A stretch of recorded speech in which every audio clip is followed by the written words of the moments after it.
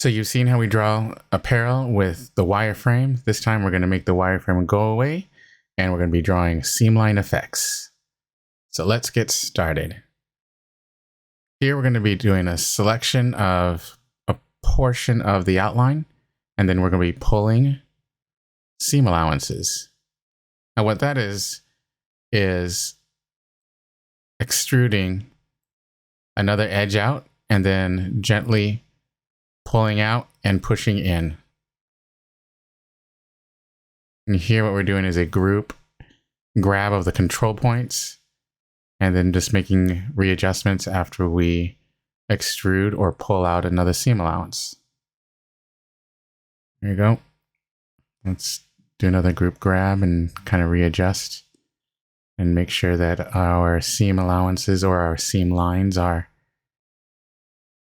in the places we intended. Now we're going to go to the back body part and do the same thing of selecting a portion of our outline. And working from the inside, we're pulling another seam allowance and bringing that in.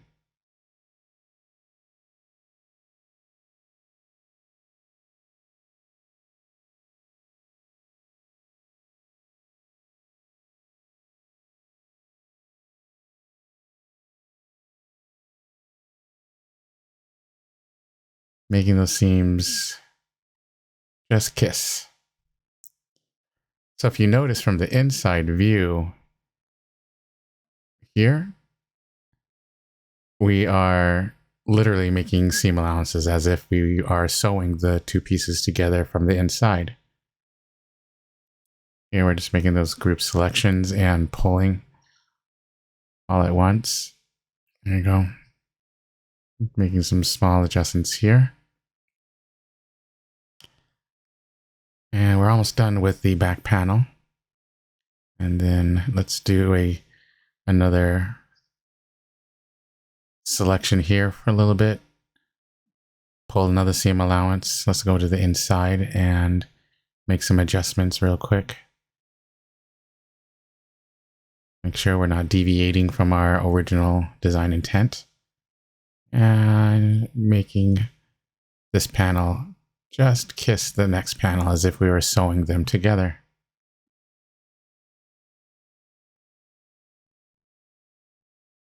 All right. I think we're almost done with this one. So typically we would be drawing the seam effects after we do a static surface and after we do a dynamic surface as well.